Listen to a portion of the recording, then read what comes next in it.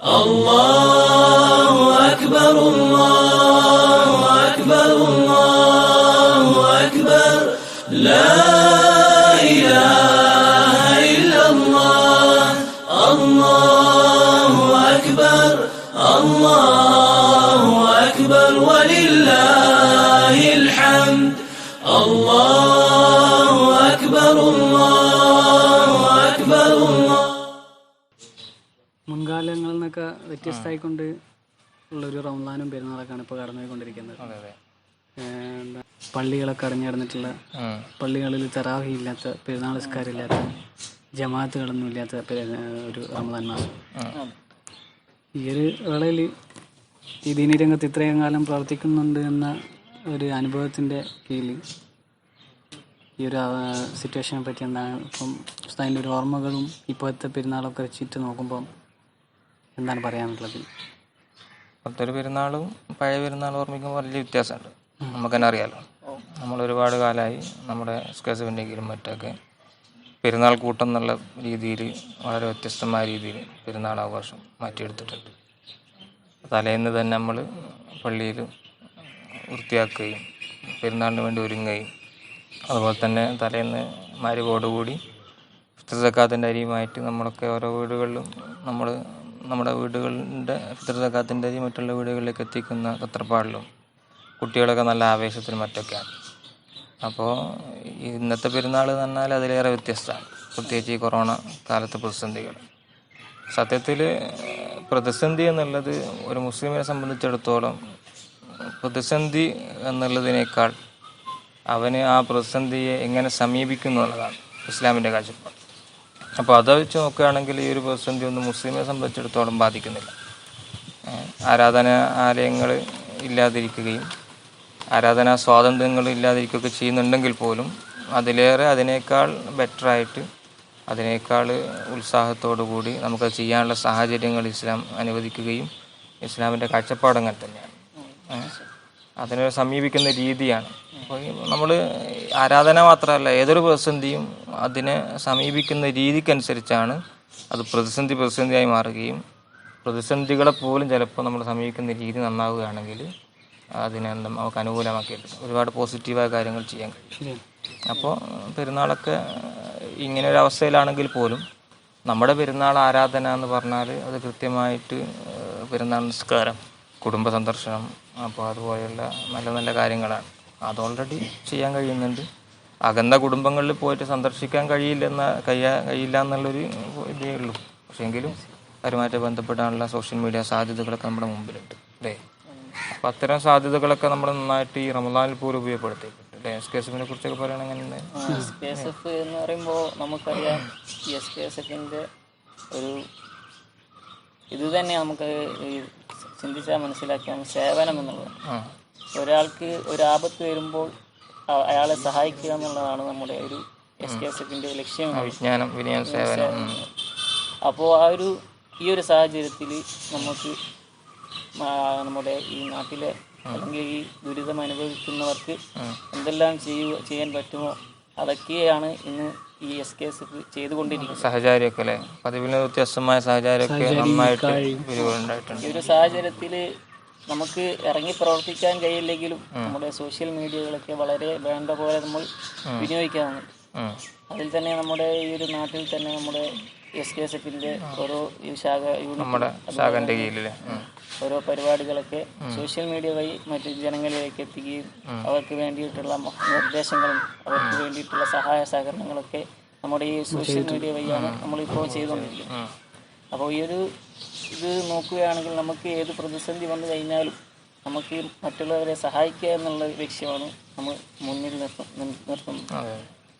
അപ്പോൾ നന്നായിട്ട് ഉപയോഗിച്ചിട്ടുണ്ട്. നമ്മളിപ്പോൾ റമദാൻ ചിന്തകളൊക്കെ നല്ല അഭിപ്രായങ്ങൾ നേടിയിട്ടുണ്ട്. അതുപോലെ തന്നെ മറ്റുള്ള വിഷയങ്ങളാവട്ടെ നമ്മൾ ഒരുപാട് പരിപാടി നടത്തിയിട്ടുണ്ട്. സാധ്യതകൾ നമ്മൾ ഉപയോഗപ്പെടുത്തിയിട്ടുണ്ട്. നമ്മൾ അഭിനന്ദനാർഹമായ ഒരു കാര്യം കൂടിയാണ്. അപ്പോൾ അതിൽ നിന്ന് നമുക്ക് കിട്ടുന്നൊരു പാഠം എന്ന് പറഞ്ഞാൽ ഈ കൊറോണ കാലത്തെ പോലും പോസിറ്റീവായി നമുക്ക് ഉപയോഗിക്കാൻ കഴിയുന്നുള്ളതാണ്. ഒരുപാട് പോസിറ്റീവായ കാര്യങ്ങൾ അതിൽ അടങ്ങിയിട്ടുണ്ട്. അപ്പോൾ കൊറോണയെ നമ്മൾ നെഗറ്റീവായിട്ട് സമീപിക്കുമ്പോൾ ഒരുപാട് നെഗറ്റീവ്സ് ഉണ്ട്. പക്ഷെ അതിനേക്കാൾ ഉപരി ഈ കൊറോണയെ നമ്മൾ പോസിറ്റീവായി സമീപിക്കുമ്പോൾ ഒരുപാട് പോസിറ്റീവ് നമുക്ക് ലഭിച്ചിട്ടുണ്ട്.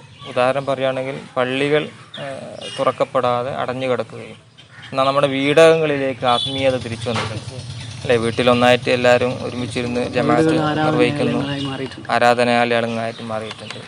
അതേപോലെ തന്നെ ആളുകളുമായി ബന്ധങ്ങൾ സുദൃഢമായി അല്ലേ, കുടുംബ ബന്ധം സുദൃഢമായി. ഒന്നിച്ചിരിക്കാൻ കഴിയാത്തവർ പോലും ഒന്നിച്ചിരുന്ന് സംസാരിക്കാനും ഇടപഴകാനും അങ്ങനെ ഒരുപാട് കാര്യങ്ങൾ. അതിലേറെ എന്താണ് ഓരോരുത്തരുടെ സ്കില്ലുകൾ പുറത്തെടുക്കാൻ കഴിഞ്ഞു. ഇപ്പോൾ നമ്മളൊക്കെ അനുഭവിച്ചൊരു കാര്യമാണ്. ഇപ്പോൾ ഈ പറയുന്ന ഞാനൊക്കെ ഒരുപാട് സ്കില്ലുകൾ ഉപയോഗപ്പെടുത്താൻ കഴിഞ്ഞു. സോഷ്യൽ മീഡിയ വഴി ഉപയോഗപ്പെടുത്താൻ കഴിഞ്ഞു, എഴുത്ത് വഴി, അതേപോലെ തന്നെ പ്രഭാഷണം വഴി, അതൊക്കെ ഓൺലൈനായി മാറി. അങ്ങനെ ഒരുപാട് പോസിറ്റീവ്നെസ് ഇതിൽ ഉൾക്കൊണ്ടിട്ടുണ്ട്. അപ്പോൾ നമ്മളെ അപേക്ഷിച്ച് നോക്കുകയാണെങ്കിൽ നമ്മളിതിൻ്റെ നെഗറ്റീവ് വശം കാണുന്നതിനപ്പുറം നമ്മൾ പോസിറ്റീവ് എന്ന് മനസ്സിലാക്കണം. നല്ലത്, അങ്ങനെ ഒരു കോട്ടുണ്ട്, നല്ലത് ചിന്തിക്കലാണ് മോശമായതിനെ ചിന്തിക്കുന്നതിനേക്കാൾ നല്ലത്. എന്ന് പറഞ്ഞാൽ നല്ലതിനെ ചിന്തിക്കുമ്പോൾ നമുക്ക് മോശത്തിനെ ചിന്തിക്കേണ്ട ആവശ്യമില്ല, സമയം ഉണ്ടാവില്ല. അപ്പോൾ നല്ലതിനെ ചിന്തിച്ചുകൊണ്ടിരിക്കുക. അപ്പോൾ ഏതൊന്നിലും നല്ലതിനെ കണ്ടെത്താൻ നല്ലതാണ്. അപ്പോൾ അതിനിടയിൽ ഒരുപാട് പ്രതിസന്ധികളും ഉണ്ട് അല്ലേ. പ്രവാസികളെ എല്ലാ പ്രതിസന്ധികളെയും നേരിട്ട് നമ്മളിവിടെ സന്തോഷത്തോടെ നിൽക്കുമ്പോഴും നമുക്കിടയിൽ ഒരു വേദനയായിട്ടുള്ളത് നമ്മുടെ നാട്ടിൽ നിന്ന് ഉപജീവനമാർഗങ്ങൾക്കൊക്കെ വേണ്ടിയിട്ട് വിദേശത്ത് പോയിട്ടുള്ള പ്രവാസികളാണ്. നമ്മുടെ നാടും നമ്മുടെ ദീനീ സ്ഥാപനങ്ങളും മത കാര്യാലയങ്ങളൊക്കെ ഇന്ന് ഈ നിലയിലെത്തിയതിൽ പ്രവാസികൾ നൽകിയിട്ടുള്ള പങ്ക് വളരെയധികം വലുതാണ്. നമുക്ക് വിസ്മരിക്കാതിരിക്കാൻ പറ്റില്ല. അപ്പോൾ നമ്മളെ കൊണ്ടാവുന്ന തരത്തിൽ മാക്സിമം അവർക്ക് വേണ്ടി പ്രാർത്ഥിക്കാനും അവരെ നാട്ടിലേക്ക് കൊണ്ടുവരാനുള്ള പ്രവർത്തനങ്ങൾക്ക് നേതൃത്വം കൊടുക്കാൻ സാധിച്ചിട്ടുണ്ട്. ഈ ഒരു ദിനം നമ്മൾ അതിന് ഉപയോഗപ്പെടുത്തുന്നത് നന്നായിരിക്കും. ഇപ്പോൾ നമ്മളെ അപേക്ഷിച്ച് ഇപ്പോൾ നമ്മുടെ SKSF നാരംകുളക്കുളം ശാഖൻ്റെ പേരിൽ കൃത്യമായിട്ട് നമ്മൾ ഉപയോഗപ്പെടുത്തിയിട്ടുണ്ട്. എങ്കിലും നമ്മൾ ഈ ഒരു അവസരം അതിന് ഉപയോഗപ്പെടുത്തണം. അല്ലാഹു സുബ്ഹാനഹു വ തആല അത്തരം പ്രതിസന്ധികൾ അനുഭവിക്കുന്ന ഒരുപാട് ആളുകൾ, പ്രത്യേകിച്ച് നമ്മുടെ പ്രവാസി സുഹൃത്തുക്കൾ, അല്ലാഹു തആല എത്രയും പെട്ടെന്ന് തന്നെ അവർക്കൊക്കെ അതിനുള്ള സലാമത്ത് നൽകി അവർക്ക് അതിൽ നിന്ന് മോചനം നൽകി അള്ളാഹു അനുഗ്രഹിക്കട്ടെ. അതോടൊപ്പം തന്നെ ഒരുപാട് ആളുകൾ, നമ്മളൊരുപാട് സുഹൃത്തുക്കളൊക്കെ ഈ COVID-19 ബാധിച്ചുകൊണ്ട് പ്രതിസന്ധി അനുഭവിക്കുന്നുണ്ട്. ആ പ്രതിസന്ധിയിൽ നിന്നൊക്കെ അള്ളാഹു തആല എത്രയും പെട്ടെന്ന് മോചനം നൽകി അവർക്ക് പൂർണ്ണാരോഗ്യത്തോടു കൂടി നല്ല രീതിയിൽ തന്നെ കുടുംബാംഗങ്ങളെ വീണ്ടും സന്ദർശിക്കാനും സന്തോഷത്തോടു കൂടി ജീവിതം മുന്നോട്ട് നയിക്കാനും തൗഫീഖ് നൽകട്ടെ എന്ന് വളരെ ആത്മാർത്ഥം പ്രാർത്ഥിക്കുക. അപ്പോൾ നമ്മൾ പ്രവാസികളെക്കുറിച്ചാണ് നമ്മൾ പറഞ്ഞു വന്നത്.